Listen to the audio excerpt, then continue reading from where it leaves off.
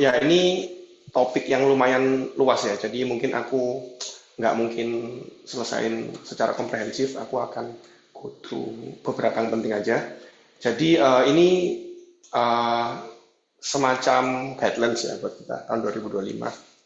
Seperti kita tahu kan IT berkembangnya cepat banget, sangat pesat, jadi kita perlu satu navigasi ya, gimana kita anticipate futures. Jadi ini sekitar dari 2025 ke 2030 gitu ya. Apa aja yang akan terjadi dan kira-kira gimana kita bisa mengantisipasi masa depan dengan teknologi yang berkembang cepat. Oke, kita akan uh, uh, oke. Jadi untuk bisa kira-kira kita tahu kita ada di zaman apa. Kita kira-kira mau lihat dulu ya konteks dekat. Aku akan mulai dari ChatGPT ya. Aku yakin mungkin hampir semua dari kita pernah pakai ChatGPT ya. Beberapa mungkin agak takut, ya mungkin belum pernah pakai, cuma mayoritas dari kita pernah pakai ChatGPT untuk tanya sesuatu atau untuk belajar sesuatu ya, ngerjain tugas mungkin bahkan. Ya, kita dikagetkan tahun 2000, November 2022. Jadi OpenAI membuka model mereka ke umum. Jadi setiap dari masyarakat di dunia bisa memakai ChatGPT ya. GPT sendiri itu benarnya sudah berkembang dari 2019 dan sebelumnya bahkan ya. Jadi dunia riset sudah mulai menggunakan GPT-2, GPT-3, 2020 ya, 2020 ada GPT-3 banyak yang sudah kembangin. Tapi ChatGPT itu pertama kali dia dibuka di umum ya, bukan cuma di komunitas riset. Dan dan ini menghebohkan seluruh dunia. Terus Februari 2023 Facebook sekarang sudah ganti nama dengan Meta ya, mengeluarkan large language model versi mereka ya, yaitu Llama. Lalu Desember 2023 Google mengeluarkan Gemini ya.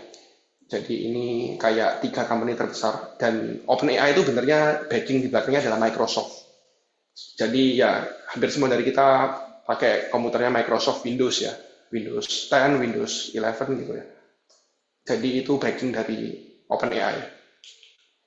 Terus kita lihat Desember 2023 IBM yang sudah lama bergelut di dunia IT dan juga mengembangkan komputer kuantum mengeluarkan kuantum prosesor terbesar mereka ya, 1121 qubits. Ini terbesar yang pernah dimiliki oleh manusia sampai sekarang ya, yaitu IBM Condor.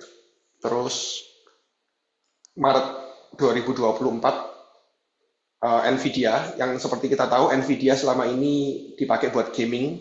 Terus mulai 2020 mereka mulai mengeluarkan Nvidia E100, terus versi berikutnya Hopper ya, H100 misalnya.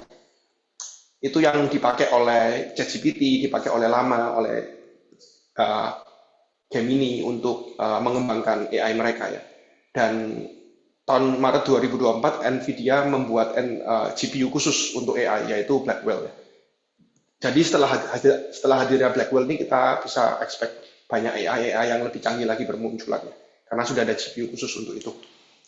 Lalu Mei 2024 GPT membuat pembaruan yaitu GPT 4.0 di mana sistem mereka dulu cuma bisa pattern recognition, sekarang sudah bisa reasoning, mengambil kesimpulan dan lain-lain.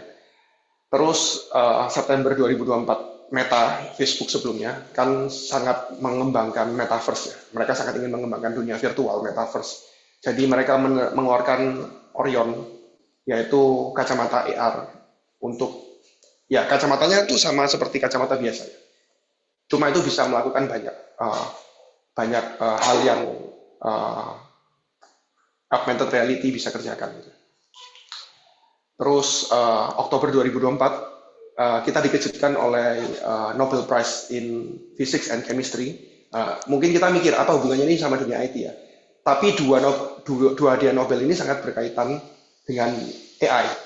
Kenapa? Karena Nobel Prize dunia fisika itu diberikan pada Hopfield dan juga Hinton.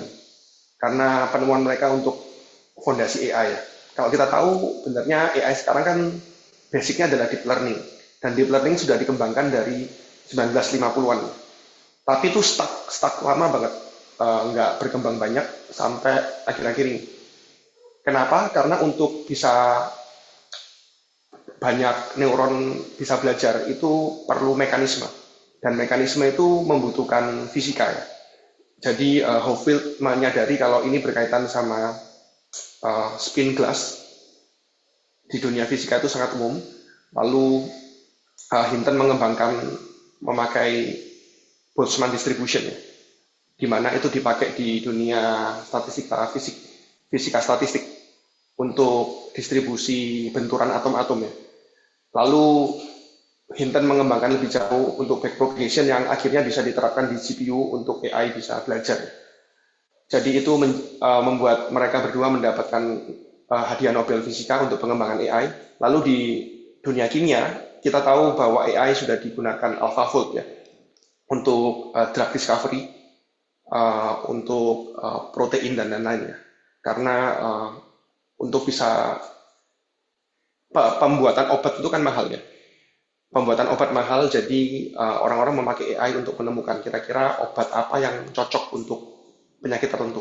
Karena dia bisa bind proteinnya. Jadi protein tertentu, misalnya kita punya hemoglobin di darah, itu protein yang ukurannya besar banget. Itu bisa bind dengan zat kimia tertentu untuk menghasilkan efek tertentu di tubuh kita. Gitu. Ya itu di CIT sendiri ada divisi khusus yang mengembangkan drug discovery ya, penemuan obat menggunakan AI. Kerjasama dengan IDA dan CDS juga ya. Oke, lalu kita lihat OpenAI O1. Jadi mereka sudah mulai masuk ke reasoning model. Seperti kita tahu kalau di dunia psikologi ya, itu cara pikir manusia ada yang namanya fast and slow. Ini dapat hadiah Nobel juga dari Kahneman ya. Jadi di dunia AI itu mereka mencoba membuat AI itu punya, mereka kasih nama sistem 1 dan sistem 2. Jadi sistem 1 itu pattern recognition. Mereka menganalisa berbagai banyak pola yang ada, lalu dengan cepat mengambil kesimpulan gitu. Tapi kalau sistem 2 itu berpikir lebih lambat, memakai abstraksi, memakai komposisi, silogisme, reasoning, dan lain-lainnya. Jadi ini sistem 2 yang sekarang belum berkembang terlalu banyak, tapi mulai dikembangkan. Lalu kita lihat 2024 Desember, Google mulai kalau kalian lihat mulai mengembangkan quantum computer mereka ya. Jumlah qubits-nya masih ketinggalan dibanding IBM, tapi Google membuat terobosan, yaitu error correction mereka jauh lebih baik ya. Jadi mereka bisa memecahkan problem yang harusnya memakai komputer biasa membutuhkan waktu quadrillion years, itu berarti miliar kali miliar ya, atasnya triliun. Jadi quadrillion years problem diselesaikan hanya dalam beberapa menit. Ini membuat sahamnya Google waktu naik drastisnya, karena mereka berhasil membuat komputer kuantum memiliki use case. Cuma tiba-tiba saham di Amerika turun drastis Januari 2025 karena munculnya DeepSeek. Jadi pertama kali ada AI buatan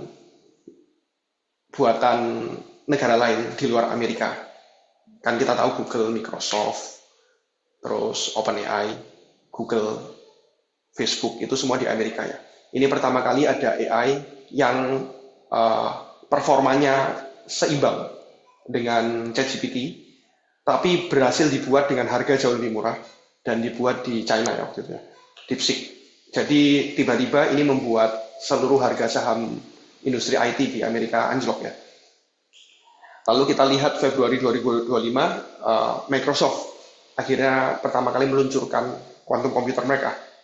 Dan ini hanya 1 qubit, tapi ini quantum computer yang sangat spesial. Kenapa? Karena mereka memakai fenomena Majorana. Jadi kalau kita tahu, ya ini sedikit tentang fisika partikel ya. Ada 2 macam partikel, yaitu boson, satu lagi ada fermion. Elektron, misalnya proton, neutron, itu terdiri dari quark, itu adalah jenis fermion. Dan fermion itu punya antipartikelnya. Misalnya elektron punya positron. Jadi kalau elektron bertemu positron, mereka akan hilang, annihilate-nya, saling menghilangkan. Nah, Majorana fermion ini adalah Majorana yang spesial karena mereka nggak punya charge. sehingga diri mereka sendiri adalah antipartikel mereka sendiri. Jadi ketika mereka bertemu dengan dirinya sendiri, mereka akan hilang. Dan fenomena ini dimanfaatkan oleh Microsoft untuk membuat topological protection, sehingga quantum computer mereka tuh sangat sangat stabil ya, sangat stabil dari berbagai macam error. Dan hal ini tuh prinsip Majorana ini bahkan CERN yang sudah puluhan tahun mencari partikel Majorana ini nggak pernah menemukan, tapi justru ditemukan duluan oleh Microsoft. Jadi ini bulan lalu, apa yang terjadi sampai bulan lalu kita akan kira-kira menganalisa ya 2025 ke depan terjadi apa ya. Jadi aku ada beberapa referensi. Jadi kalau kita tahu ada AAI 2025, ini adalah kira-kira dunia AI berkembang seperti apa.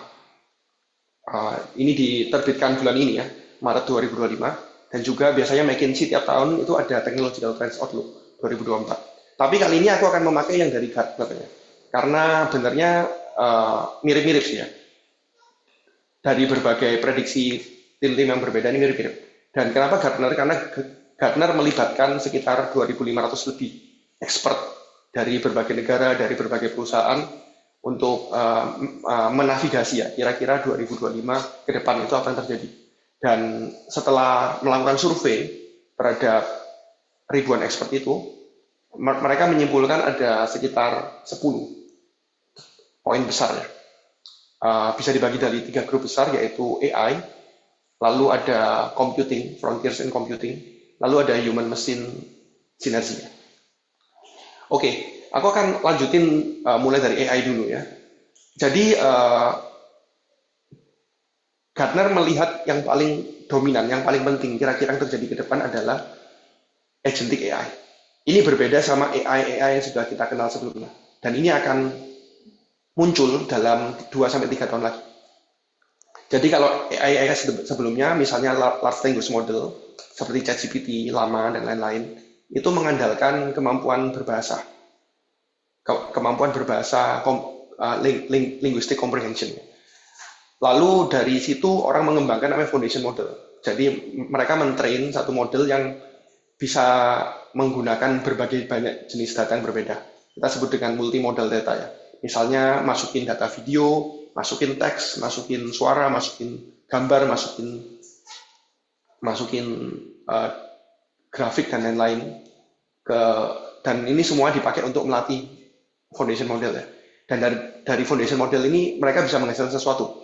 Misalnya kalian mau bikin lukisan, kalian bisa minta foundation model, kalian menghasilkan lukisan tertentu gitu ya.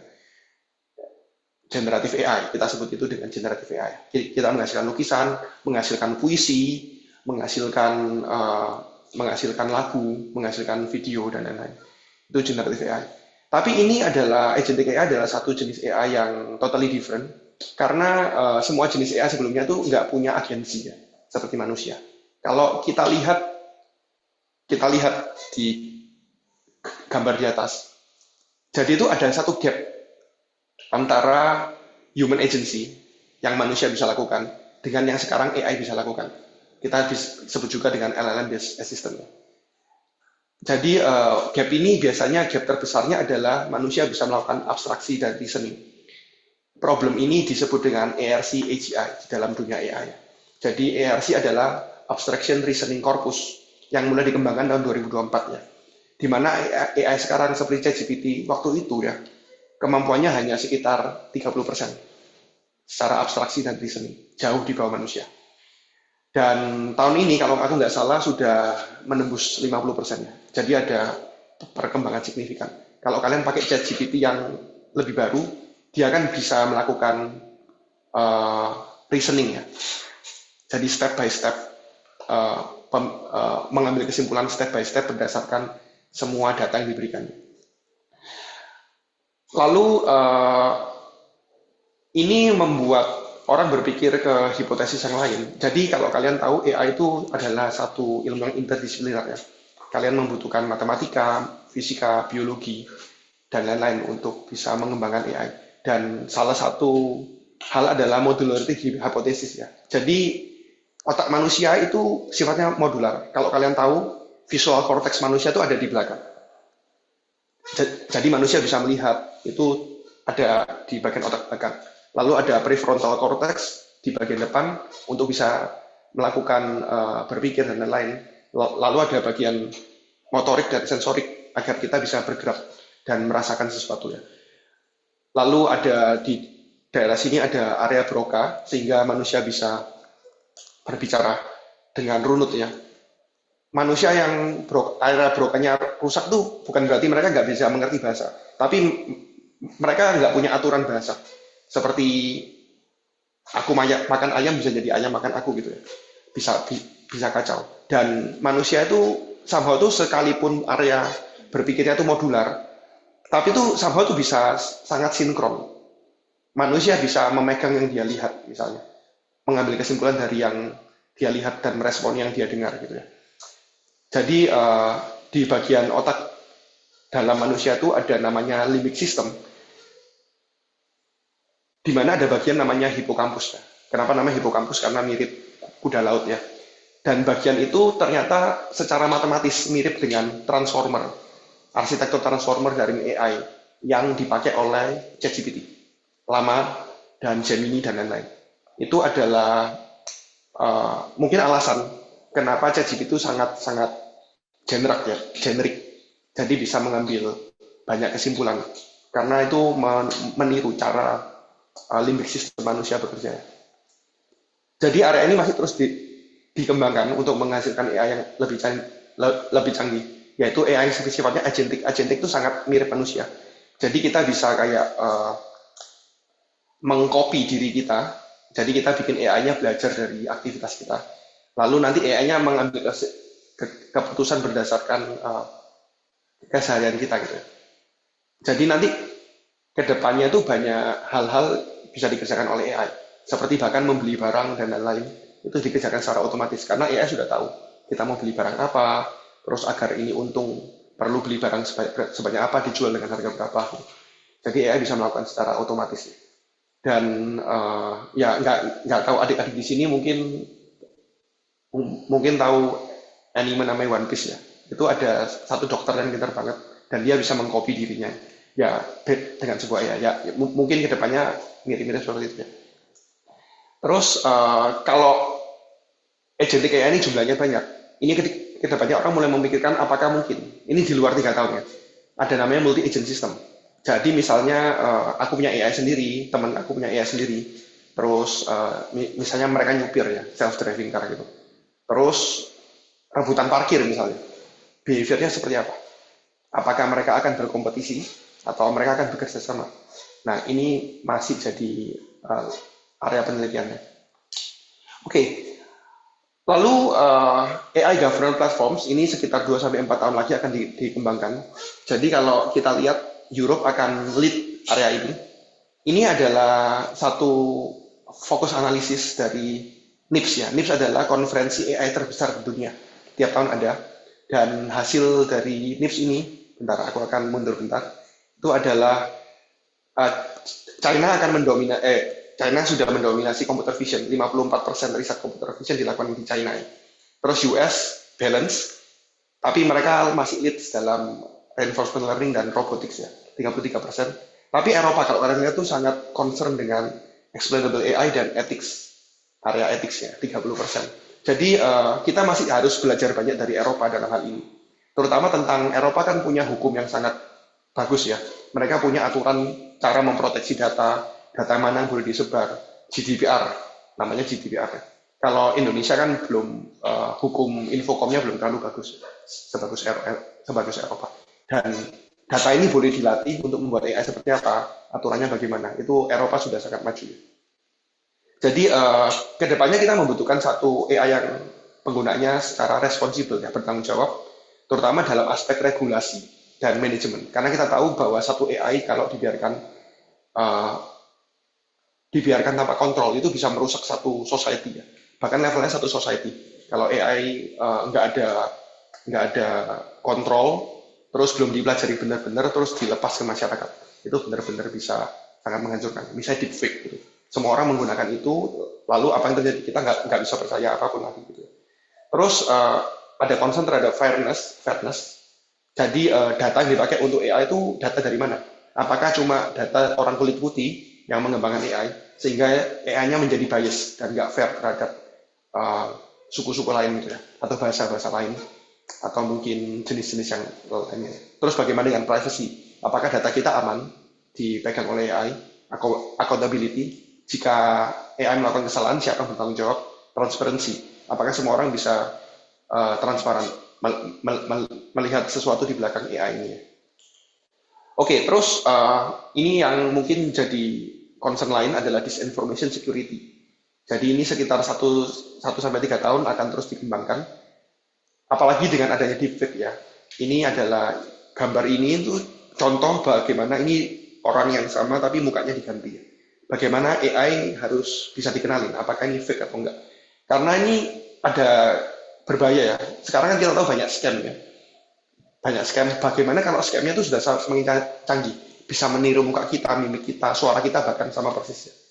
Misalnya anak kita meniru anak kita terus bilang saya butuh uang gitu ya dan lain-lain. Jadi ini sangat-sangat urgent untuk dikerjakan karena AI sekarang sudah bisa melakukan ini.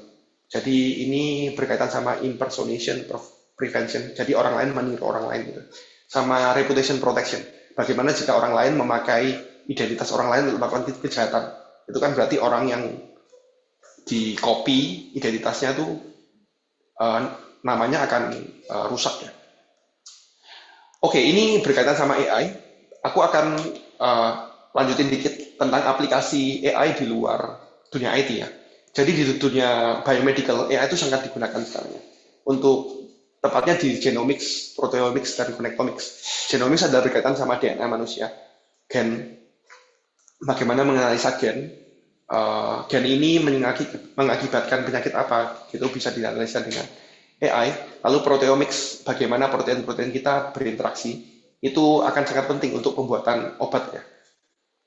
Lalu connectomics, yaitu bagaimana neuron-neuron di otak kita berinteraksi. Itu sedang masih dipelajari. Di CIT kita punya satu research center ya, berkaitan sama area ini. Lalu AI akan mulai banyak digunakan di banking, dunia banking, misalnya untuk review customer dan lain-lain. Dunia insurance untuk cek apakah customer ini aman, risk profile-nya aman atau enggak. Dunia finance untuk uh, analisa saham dan lain-lain. Terus retail, terutama dalam commerce ya, misalnya kita tahu Tokopedia, jual-jual membeli, jual beli barang ya. Bagaimana menawarkan barang ini ke orang yang tepat gitu ya, dengan harga berapa. Retail, terus juga uh, tentunya berkaitan sama efek-efek lain ya, misalnya logistik, misalnya berkaitan sama entertainment dan lain-lain. Terus di dunia engineering, manufacturing, kemarin kalian sudah belajar banyak tentang IoT dan robotics dipakai untuk engineering. Bagaimana beberapa robot bekerja sama untuk membuat suatu uh, mobil misalnya atau industri-industri yang lainnya. Terus di dunia energi, di dunia chemical dan material, bagaimana menciptakan material baru, energi baru yang terbarukan dan lain-lain. Kalau kita lihat, ini adalah hasil dari sumbernya dari McKinsey ya. Uh, kita lihat AI sudah digunakan di berbagai banyak industri yang lain dan terutama pesat berkembang tuh di dunia travel, transport dan logistik. Karena di dunia travel mereka membutuhkan AI untuk memprediksi paling murah beli berapa pesawat misalnya dari kota mana ke kota mana itu perlu perhitungan. Jadi ini semua menggunakan AI, terus di dunia retail, otomotif, dan lain-lain. Terus kalau kita lihat, ini juga dari McKinsey Graphic Adoption of AI, dari tahun ke tahun meningkatnya. Terutama untuk generative AI, kita lihat generative AI baru muncul tahun 2023, dan tahun 2024 mengalami kenaikan 2 kali lipat. Sangat-sangat cepat. Dan sekarang semua industri akan menggunakan AI ini ya. Oke, terus area berikutnya yang akan terus berkembang adalah new frontiers of computing. Ini salah satunya quantum computing yang sekarang sangat-sangat heboh ya. Jadi kita tahu akan terjadi kalau quantum komputer sudah muncul, akan terjadi namanya post quantum cryptography. Atau bisa dibilang bahwa sistem keamanan IT sekarang yang kita miliki itu nggak aman lagi, no longer secure ya. Jadi komputer kuantum akan dapat menjebolnya, break dengan sangat cepat. Sistem kriptografi sekarang, misalnya RSA itu mengandalkan prime number factorization atau sistem kriptografi yang lebih advance, misalnya elliptic atau Diffie-Hellman ya. Itu semua dapat dengan mudah dijebol oleh quantum computer. Sebelumnya mereka aman, kenapa? Karena untuk menjebolnya membutuhkan waktu miliaran tahun. Tapi dengan adanya quantum computer, problem miliaran tahun dapat diselesaikan hanya dalam beberapa detik ya. Jadi ini akan sangat menggelisahkan dunia IT. Kenapa? Karena sistem kita sekarang disecure oleh namanya kriptografi. Chat kalian di WhatsApp, password email kalian, jumlah uang di bank kalian, itu semuanya disecure dengan namanya kriptografi sehingga orang nggak bisa bobol. Tapi kalau quantum computer muncul, ini akan dengan mudah dibobol dan orang harus menciptakan kriptografi baru yang bisa menangani quantum computer. Dan kriptografi baru ini kita sebut dengan namanya post quantum kriptografi. Sudah ada mulai beberapa yang dikembangkan, misalnya lattice based dan juga kita bisa menggunakan quantum computer untuk menangani quantum computer. Jadi ini adalah quantum based kriptografi. Jadi gambar di atas ini adalah Majorana One yang diciptakan oleh Microsoft. Jadi kita lihat quantum computer sudah mulai bermunculan satu persatu. Dan Majorana ini punya kemampuan untuk scalable dengan cepat. Jadi untuk menghasilkan quantum computer untuk memecahkan kriptografi itu butuh sekitar 1 juta qubit. Sekarang IBM punya 1100 ya, 100 qubit. Jadi masih agak jauh. Tapi Majorana ini punya kemampuan scalable dengan cara cepat. Jadi jangan heran kalau nanti tahun depan kalian akan mendengar mereka sudah punya 10 qubit, 100 qubit, 1000 qubit, 10.000 qubit dengan waktu yang sangat cepat ya. Jadi ketika quantum computer sudah menyentuh 1 juta qubit, maka dunia IT sudah nggak aman lagi. Kita harus berpindah ke sistem kriptografi yang baru. Oke, lalu ada ambient invisible intelligence. Ini sudah didiskus kemarin ya sama Adit. Jadi ini adalah seluruh device kita sekarang akan terkoneksi dengan IoT. Jadi misalnya kita mempunyai smart refrigerator ya, kulkas yang pintar ya, terkoneksi sama internet, smart home, smart lamp, smart TV, smart yang lainnya. Jadi mereka bisa berinteraksi ya. Karena mereka semua terkoneksi ke internet, mereka bisa berinteraksi dan kita hidup di tengah-tengah mereka itu seperti natural aja ya. Jam kita bisa berinteraksi dengan kacamata kita, bisa berinteraksi dengan laptop kita dan lain-lain. Jadi kita datang pintu kebuka sendiri dan sepertinya mobil sudah siap. Ya ini akan semakin umum 3-7 tahun lagi, masih agak panjang ya, karena perlu diciptakan setiap device-nya. Terus kita membutuhkan energy efficient computing 3-5 tahun ya. Jadi kalau kalian tahu AI sekarang itu sangat boros. Jadi setiap kali kalian nanya sesuatu di ChatGPT misalnya, itu listrik yang dihabiskan itu setara dengan listrik HP kalian, smartphone yang baru lah ya, misalnya iPhone 14 ke atas itu ya. Dari baterainya habis sampai full. Itu listrik yang sama digunakan sekali kalian nanya ya di ChatGPT. Dan bayangkan berapa banyak listrik yang dihabiskan jika seluruh dunia nanya. Listriknya sangat boros ya. Maka dari itu orang mulai memikirkan efficient algorithm. Ya ini kita biasanya belajar di IT ya. Bagaimana bikin coding, bikin programming yang hemat listrik ya. Selain itu kita bisa memikirkan arsitektur AI yang lebih efisien ya. Misalnya sekarang semua arsitektur AI memakai transformer arsitektur ya. Mulai dari dikembangkan misalnya orang memakai Mamba ya namanya, itu jauh lebih efisien ya, secara listriknya, jauh lebih hemat. Cuma ya memang performanya belum sebagus transformer. Terus orang mulai mengembangkan new hardware seperti yang kita lihat ini. Ini adalah adiabatic computing yang sifatnya reversible. Kalau kalian tahu semua perhitungan, ya ini berdasarkan prinsip fisika ya. Ada namanya Landauer Principle. Setiap memprosesan informasi, itu ada energi yang dikeluarkan, yang berbanding sama temperatur.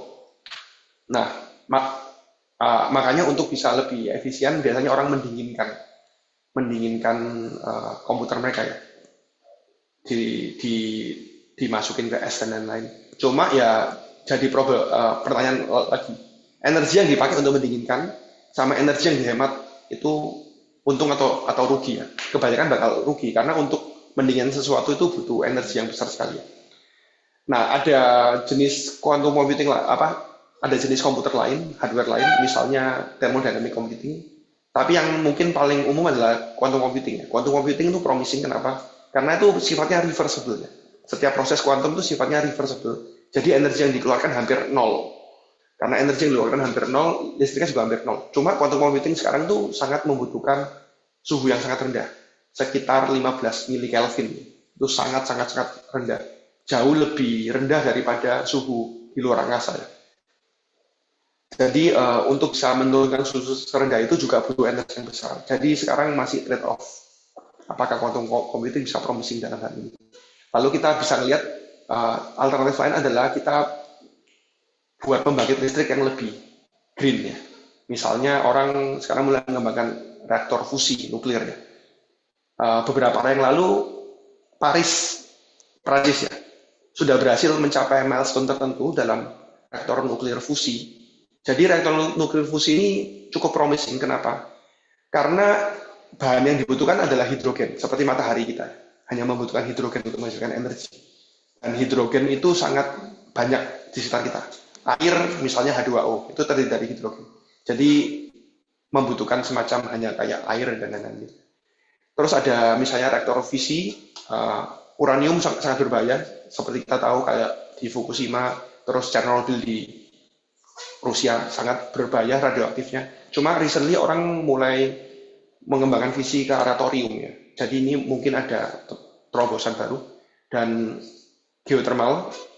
Jadi ada yang bilang kalau negara-negara vulkanik ya kayak Amerika, Indonesia, Jepang dan lain-lain digabungkan energi geothermalnya mungkin mencukupi 15% kebutuhan dunia. Ya ini terus kita lihat ada hybrid computing ya. Jadi kita tahu sekarang banyak komputasi dilakukan di cloud ya. Misalnya kita buka Google Drive itu kan file kita ditaruh di komputer orang lain, kita akses pakai internet. Itu adalah semacam cloud ya. Cuma cloud itu sangat mengandalkan internet. Bagaimana dengan aplikasi yang membutuhkan kecepatan tinggi, misalnya self driving car. Selisih 1/10 detik misalnya tuh bisa mengakibatkan kecelakaan gitu. Jadi orang mulai memindahkan beban komputasinya ke mesin tersebut. Kita sebut dengan edge ya, edge computing atau local server ya. Mungkin orang lebih percaya local server karena sekarang ada gerakan namanya anti cloud movement ya. Jadi karena cloud itu mahal, terus security-nya gimana, kita trust data kita ke pihak lain. Jadi orang mulai taruh secara lokal. Nah ini ke depannya mungkin cloud, edge sama lokal ini bisa digabung jadi satu. Jadi dengan secara dibikin satu sistem di mana mereka bisa berpindah dengan gampang. Terus kita sekarang kan punya GPU dan GPU buat latih AI ya. Terus TPU buat Tensor Processing Unit itu buat latih AI yang lebih keras. Terus kita punya Quantum Processing Unit buat melakukan operasi kuantum, ada sistem analog, ada bioprosesor ya. Misalnya ada perhitungan tertentu yang mungkin jamur lebih cepat menghitungnya, atau DNA manusia, atau pakai neuron di otak. Itu bagaimana menggabungkan semuanya itu ya dalam satu sistem yang sama. Ini masih lama, 3-10 tahun. Terus kalau kita lihat quantum computing areanya ya, ini adalah beberapa aplikasi quantum computing. Kalau kita lihat yang paling Horizon One itu yang paling dekat dengan kita ya. Itu nanti akan digunakan untuk misalnya drug discovery, vehicle routing, misalnya JNE, JNT, itu sangat membutuhkan ya untuk menganalisa. Ada jutaan barang yang beredar. Gimana untuk routing itu semuanya. Terus untuk kredit, assessment, dan lain-lain. Terus baru horizon berikutnya, kira-kira beberapa tahun kemudian baru mungkin dipakai untuk banking dan lain-lain. Ini adalah potensi quantum computing ke depan, dan CIT ada satu research center berkaitan sama AI, dan juga ada satu research center lagi berkaitan sama quantum computing. Terutama bagian aplikasi apa aja yang bisa quantum computing lakukan. Terus human machine synergy, ini spatial computing, kalau kalian tahu pakai VR ya, misalnya VR, AR, MR, XR ya. Augmented reality, virtual reality, mixed reality, extended reality ya. Terus ini sifatnya intuitif, imersif, dan realistik. Jadi kita bisa pakai ini pakai kacamata tertentu ya. Terus kacamata ini bisa tunjukin jalan misalnya. Dan kita bisa pakai ini sehari-hari dengan intuitif ya. Seperti kita pakai HP kita. Jadi ini blending antara digital dan physical world. Seperti kalian lihat di gambar di atas. Benda ini tuh benda yang nggak real ya. Tapi orang itu bisa mengoprek seperti ini benda real ya, dengan memakai kacamata tertentu. Oke, terus kita ada polyfunctional robot. Ini 3-10 tahun. Kemarin Adit sudah bahas tentang robot ya. Kita membutuhkan robot yang sangat bisa beradaptasi ya. Misalnya misalnya kalian lihat botolnya jatuh, berarti robotnya juga mesti beradaptasi ya.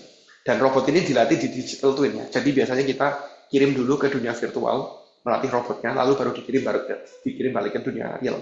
Dan yang menarik, banyak orang memprediksi dulunya itu adalah dunia pekerjaan-pekerjaan yang mandin, seperti pengangkat sampah, truk sampah, terus pekerjaan-pekerjaan sehari-hari, siram bunga dan lain-lain itu akan digantikan oleh AI duluan. Tapi ternyata AI menggantikan pekerjaan kreatif duluan ya, seperti bikin lagu, bikin video, itu pekerjaan-pekerjaan kreatif ya. Justru AI menggantikan itu duluan. Dan pekerjaan-pekerjaan yang mandin itu justru lebih susah. Makanya kita lihat 3-10 tahun ya, belum ada terobosan dalam hal ini. Terus kita bisa lihat neurological enhancement. Jadi ini sekitar lebih dari 10 tahun, bagaimana komputer itu nggak cuma kita ngetik pakai keyboard ya, tapi bisa membaca langsung yang di otak kita ya. Jadi ini membutuhkan satu namanya brain machine interface. Jadi dipasang sesuatu di otak. Ya ini isu etik lagi ya. Apakah ini etik ya? Apakah ini ethical ya? Karena belum tentu yang terjadi adalah kita mengontrol robot. Bisa aja nanti algoritmanya robot mengontrol otak kita gitu. Itu bakal lebih gawat lagi. Misalnya tiba-tiba kita pengen makan silikon karena robot yang terbuat dari silikon gitu. Oke, aku akan bahas beberapa hal lagi ya. Misalnya, sebenarnya kebutuhan industri sekarang itu butuh apa ya? Jadi ini menurut World Economic Forum. Jadi kalau kalian lihat big data specialist itu fastest growing jobs ya. Terus ada fintech engineer, AI and machine learning, bertumbuh sangat cepat ya. Software application developer, terus ada security manager dan data warehousing specialist dan seterusnya. Dan kalau kita lihat ini kita lihat dunia IT itu bertumbuh terus ya. Kalau kalian lihat prediksinya ada yang 40%, 30%, tergantung job IT-nya yang bagian mana ya. Bertumbuh sangat cepat. Oke, terus kalau kita lihat di Indonesia sendiri situasinya, kita bisa melihat kalau network engineer turun, merah itu berarti turun ya, hijau itu berarti stagnan, oranye berarti naik ya. Kita bisa melihat kalau hal-hal yang berkaitan sama data analis, data arsitek. Data arsitek itu yang bikin peraturan mengenai data ya. Terus data engineer yang memproses data, terus ada data scientist, big data scientist ya. Itu bakal grow terus.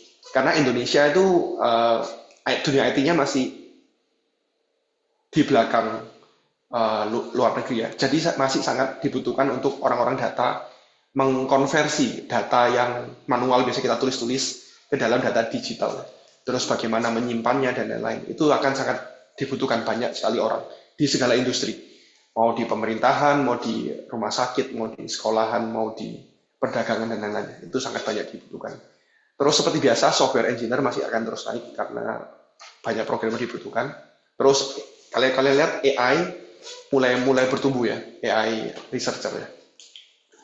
Oke, terus bagaimana sih kita di CIT mempersiapkan masa depan, terutama di area-area ini ya, AI, data science, data engineering, analytics, sama cybersecurity. Jadi kalau kalian lihat mengapa IBDA dan CDS? Karena sekarang kita lihat tren akselerasi itu sangat cepat ya. Lalu kita lihat luasnya kesempatan digital. Kalian bisa menemukan kebutuhan IT di banking, di dunia kesehatan, pendidikan, pemerintahan, perdagangan, transportasi, komunikasi, energi, manufacturing, dan lain-lain. Terus kita bisa di CIT khususnya, kita tuh biasanya mengantisipasi perkembangan teknologi di masa depan. Biasanya melalui kuliah, ada satu pelajaran khusus namanya Emerging Technology. Itu kita cuma belajar teknologi-teknologi akan muncul baru, yang akan muncul ke depannya. Terus melalui riset-riset kita nggak cuma belajar tapi juga mengembangkan teknologi tersebut dan banyak kegiatan lainnya. Nanti aku akan share kegiatan apa aja. Terus di CIT kita dilatih untuk berpikir holistik dan interdisipliner. Dan ini sangat penting banget, apalagi di zaman sekarang ya. Seperti kita tahu, misalnya mau mengembangkan AI, itu nggak cuma butuh programming ya, tapi juga mesti belajar matematikanya, terus fisika, biologi, dan lain-lain. Oke, terus ini adalah profil lulusan yang kita punya. Jadi di IT and Big Data Analytics, kita ada 2 programnya, satu IT and Big Data Analytics. Pertama, kita pasti melatih mereka menjadi full stack software engineer. Jadi minimal kalian bisa pemrograman, dan ini akan membuat kalian bisa masuk ke industri manapun. Jadi misalnya bikin website, ini termasuk front end dan back end-nya. Front end itu misalnya berkaitan langsung sama user, misalnya website, web developer, mobile developer, aplikasi, terus UI UX engineer misalnya, back end misalnya di database belakangnya sama integratornya. Terus kita juga menghasilkan cloud engineer. Kita sangat menekankan cloud karena sekarang hampir semua perusahaan memakai cloud, AWS, Google Cloud, Microsoft Azure dan lain-lain. Terus kita mengembangkan kita menghasilkan juga data engineer untuk menyimpan data dengan baik, dan juga data analis dan business analis ya. Bagaimana mengolah data untuk menghasilkan keputusan yang penting bagi perusahaan. Terus ada cyber security analis, bagaimana bisa secure seluruh sistem IT ya. Terus ada program kedua, awalnya ini kita satu program, ini semuanya masih satu jurusan, tapi kita pecah 2 program, karena memang kebutuhannya makin lama makin berbeda ya. Kalau yang IT and Big Data Analyst itu lebih penekannya di pemrograman infrastruktur arsitektur gitu. Kalau komputer data science itu lebih mengembangkan algoritmanya. Misalnya kita computer scientist, bagaimana bikin algoritma tertentu jauh lebih cepat gitu ya. Terus AI engineer, terutama dalam computer vision, bagaimana mengolah gambar, video gitu ya. Misalnya untuk image recognition, face recognition, image detection, object detection, image representation, dan lain-lain. Terus NLP engineer, semacam, dan LLM engineer, misalnya ChatGPT, dan lain-lain ya. Terus data scientist, yang sekarang masih sangat dibutuhkan di Indonesia, karena setiap startup membutuhkannya ya. Misalnya, GoFood untuk perlu recommender system ya. Orang ini suka makan apa? Itu dari berbagai pattern orang yang mirip orang ini, dan juga pattern pembelian orang ini dari makanan-makanan sebelumnya, dia bisa merekomendasikan makanan tertentu gitu ya. Oke, ini beberapa lulusan dan mahasiswa kita. Aku akan share beberapa ya. Jadi misalnya ada Karis, dia sekarang studi lanjut ya di PhD program di Illinois. Jadi itu dulu dia internship-nya di Duitku sebagai software engineer. Terus dia melakukan project tugas akhir bioinformatics computation-nya. Dan ini tugas akhirnya bersama University of Chicago. Jadi dia mengembangkan algoritma untuk bisa melakukan komputasi ini. Terus kita ya CIT kan lumayan baru ya. Dan ini murid-murid kita juga lumayan sangat promising dan sangat bagus ya. Misalnya Brian sekarang di software engineer di Fata Organa. Kliennya banyak dari Jepang. Terus dulu internship di Paul Scherrer Institute di Swiss.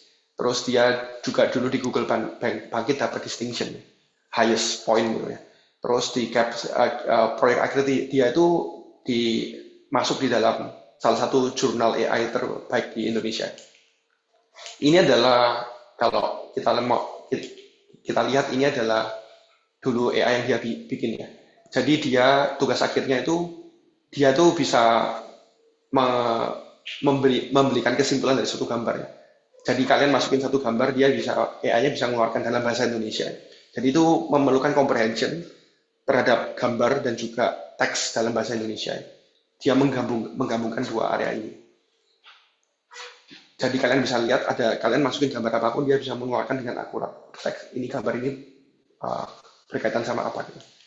Oke, aku akan sharing beberapa murid yang lain, misalnya Stephen Theodorus, dia sekarang LLM engineer di Scientific Nova. Dulu dia AI engineer di BCA. Kalau nggak salah dia langsung di bawah vice president mengembangkan AI. Jadi ini adalah tugas akhirnya dulu di video query. Terus Grace Teofi, dia exchange cyber security di Padua University ya, salah satu universitas tertua di dunia. Dan capstone projectnya Virtual Try On. Dia dulu mobile developer internship-nya di Sinarmas Group ya. Ini adalah aku kasih contoh yang dikerjakan oleh Steve Theodorus, video query. Jadi kalian bisa masukin knowledge base, terus kalian kasih pertanyaan. Dan dia itu bisa mengeluarkan. Iskandar Agung berkata, Dia bisa mengeluarkan dari kumpulan data kalian. Kira-kira itu keluar di video yang mana, menit keberapa gitu. Yang berisi tentang pertanyaan kalian. Jawabannya dari mana. Oke, ini adalah daftar internship yang pernah, daftar perusahaan yang pernah di mahasiswa-mahasiswa kita pernah internship. Ini ada beberapa gambarnya, ada yang di MRT, ada yang di BCA, dan lain-lain ya. Kalian bisa lihat. Terus kegiatan apa aja yang kita kerjakan? Biasanya kita ada ekskursi. Jadi kita pernah ke Traveloka, pernah ke Astra, kita pernah ke BCA ya, pernah ke Jakarta Smart City. Dan dari proses studi di luar ini, mahasiswa kita bisa belajar kira-kira kebutuhan industri itu apa, mereka mengerjakan apa, terus mereka bisa belajar juga teknik-teknik apa yang mereka pakai. Terus kita juga belajar melalui seminar ilmiah. Kita ada beberapa jenis seminar ilmiah yang berbeda. Kalau kalian lihat ada namanya Calvin Colloquium, Calvin Symposium. Misalnya di Calvin Symposium kita pernah mengundang Andrew Liu. Dia adalah Vice President Foxconn ya. Kalau kalian tahu, mayoritas HP iPhone diproduksi oleh Foxconn dan juga banyak HP lainnya diproduksi oleh Foxconn. Terus kita juga ada seminar, misalnya seminar Himaprodi ya. Misalnya kita pernah mengundang lead engineer dari TikTok ya. Terus ini biasa dibuka untuk umum, jadi kalau kalian tertarik kalian bisa daftar. Tahun ini mungkin kita akan undang dari Pinterest, mungkin di sini ada yang banyak pakai aplikasi Pinterest ya. Dan juga mungkin ada yang dari Amazon. Cuma lagi kita hubungi. Oke, ini adalah prestasi mahasiswa. Jadi kita juga dorong mahasiswa kita untuk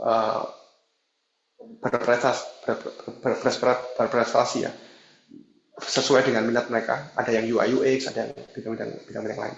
Ya bersyukur ada yang juara 1, juara 2, juara 3 di berbagai kompetisi internasional maupun nasional. Oke, ini adalah kurikulum kita. Jadi kalau kalian lihat, kurikulum kita itu benchmarknya 2, satu dari nasional dan satu internasional. Yang internasional Apticom, yang internasional kita pakai dari ACM IE Computing Curricula. Dan ini tiap tahun kita update karena mereka juga upgrade ya tiap tahun. Terus kita mengakomodasi 2 program dan 4 konsentrasi. Jadi ini luas banget ya, cakupannya sangat dalam dan sangat luas. Jadi kalau kalian lihat komponen kurikulumnya kita ada RLAC. Dari sini kita belajar interdisipliner ya, worldview formation, basic competence, society and culture. Misalnya kita belajar sosiologi, gimana impact AI ke society, ataupun psikologi ya. Mahasiswa nggak harus ambil semuanya, bisa pilih-pilih yang mereka suka. Terus conceptual thought, cara berpikir. Terus kita belajar yang pasti computing foundation ya. Kita belajar matematika dan statistik, algoritma dan programming. Minimal mahasiswa harus bisa programming ya. Terus kita belajar area keluasan IT, kita ada infrastructure, misalnya jaringan komputer, ada IT management, misalnya keamanan komputer gitu ya, sistem organization, sistem integration dan lain-lain. Terus kita punya 2 program dan 4 specialization. Jadi mahasiswa bisa pilih mereka mau kembangkan ke area AI atau data science atau data engineering dan analytics atau cyber security gitu. Terus kita juga seperti biasa kita ada social works internship dan capstone project. Capstone project itu tugas akhir seperti yang tadi aku tunjukin ya. Mereka bikin AI tertentu dan lain-lain. Oke, kita juga sangat mengembangkan penelitian karena kita mengajar yang paling baru ya. Bahkan yang kita ajar lagi yang kita teliti sendiri ya. Jadi kita punya dana riset dari Astra misalnya, dana riset dari PT Lans. Terus kita pernah mendapat dana riset dari Swiss ya. Ini kementerian ya, bukan pemerintah Swiss tapi Kementerian Pendidikan dan Riset mereka ya. Jadi kita pernah mendapat dana riset dari Swiss dan kita pernah kunjungan ke sana untuk riset bersama, terus untuk berbagi ya. kita bantu mereka kembangkan sistem mereka dan kita juga belajar dari mereka. Terus ini adalah output riset kita. Bersyukur kita meskipun umurnya sangat pendek, tapi kita sudah, misalnya kita pernah kontribusi dalam special edition machine learning application di dalam complex network ya. Ini 2022 waktu itu. Dan waktu itu hanya 2 kontribusi dari Asia Tenggara. Kalau nggak salah, satu kita, satu University Malaya. Terus kita pernah kontribusi tahun lalu ya, Next Generation AI sama Quantum Technology ya, yang diadakan oleh ETRI. ETRI adalah satu lembaga riset yang sangat besar sekali, lembaga riset nasional Korea Selatan. Mungkin macam BRIN-nya Indonesia gitu ya. Dan ini kita satu-satunya kontribusi dari Asia Tenggara. Jadi CIT satu-satunya dari Asia Tenggara yang mewakili ini. Terus kita juga riset-riset mahasiswa kita, ini bukan semua riset kita ya, ini cuma beberapa pilihan yang menarik. Jadi mahasiswa kita pernah diterima dalam International Journal of AI ya, yang Brian tadi. Dia bikin rancangan AI untuk bahasa Indonesia.